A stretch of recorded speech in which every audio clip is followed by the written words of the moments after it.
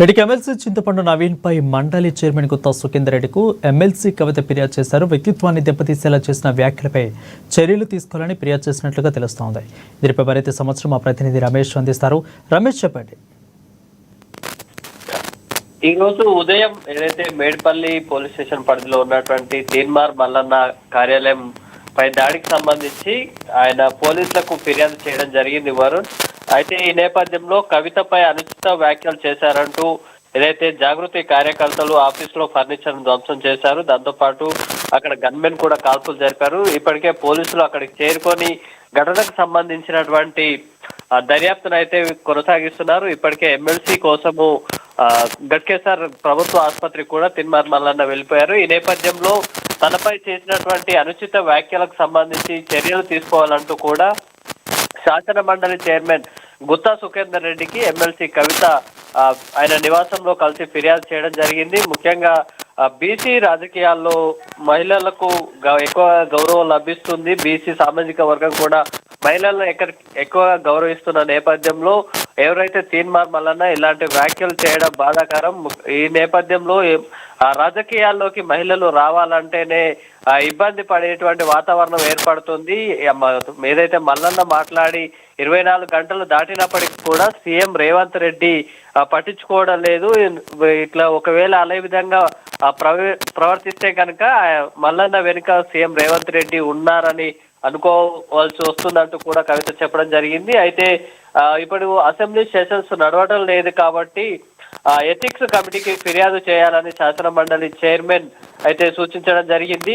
అయితే తీన్మార్ మల్లన్నను వెంటనే ఎమ్మెల్సీ సభ్యత్వం నుంచి సస్పెండ్ చేయాలి అని కూడా కవిత డిమాండ్ చేస్తున్నారు. ఒక మహిళా నేతపై ఎమ్మెల్సీపై ఇలాంటి వ్యాఖ్యలు చేసినా పట్టించుకోకపోవడం బాధాకరం అంటూ కూడా ఆమె చెప్పడం జరిగింది. ముఖ్యంగా ఇలాంటి పరిస్థితిపై సీఎం రేవంత్ రెడ్డితో పాటు డీజీపీని కూడా కోరడం జరిగింది. ఏదైతే మల్లన్న ఆఫీస్ లో జరిగినటువంటి ఫైరింగ్ ఘటనకు సంబంధించి పూర్తి స్థాయిలో దర్యాప్తు చేయాలి అంటూ కూడా ఆమె డిమాండ్ చేశారు. వరుణ్, రమేష్, అయితే ఆల్రెడీ ఒకసారి కూడా ఒక పెద్ద సంస్థ మహాన్యూస్ మీద బీఆర్ఎస్ నేతలు దాడి చేశారు. ఇటు పక్క ఎమ్మెల్సీ తీన్మార్ మల్లన్న కార్యాలయం మీద కూడా దాడి చేశారు. పూర్తిగా ఈ విషయం మొత్తం మీద కూడా కవిత వెళ్ళి గుత్తా సుఖేందర్ రెడ్డికి అయితే ఫిర్యాదు చేశారు. బట్ ఈ విషయం మీద ప్రత్యేకంగా చర్యలు తీసుకోవాలని, సో ఇటు సుఖేందర్ రెడ్డి ఏ విధంగా చర్యలు తీసుకునే అవకాశాలు ఉన్నాయి? ఎందుకంటే ఆల్రెడీ మనం ఇందాక చెప్పుకున్నట్లు మహాన్యూస్ మీద కూడా దాడి చేశారు బీఆర్ఎస్ నేతలు. సో అంటే ఆల్రెడీ దాడులు జరుగుతున్నా కానీ ఇటు పక్క వెళ్ళి ఫిర్యాదు చేస్తున్నారు కాబట్టి ఇక్కడ సుఖేందర్ రెడ్డి ఏ విధంగా చర్యలు తీసుకునే అవకాశాలు ఉన్నాయి?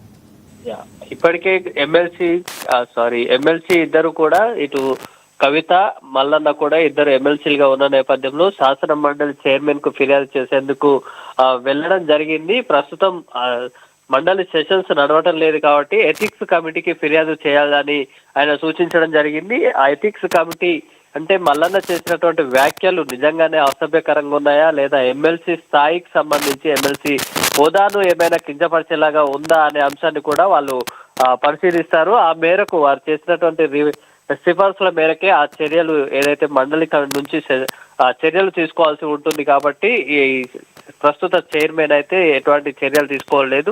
అయితే దీంతో పాటు ఆమె డీజీపీకి కూడా ఫిర్యాదు చేస్తారు. ఇదైతే వ్యాఖ్యలకు సంబంధించి ముఖ్యంగా ఎమ్మెల్సీతో పాటు మహిళను కించపరిచేలా ఉన్నటువంటి వ్యాఖ్యలపై చర్యలు తీసుకోవాలని ఆమె కోరనున్నారు.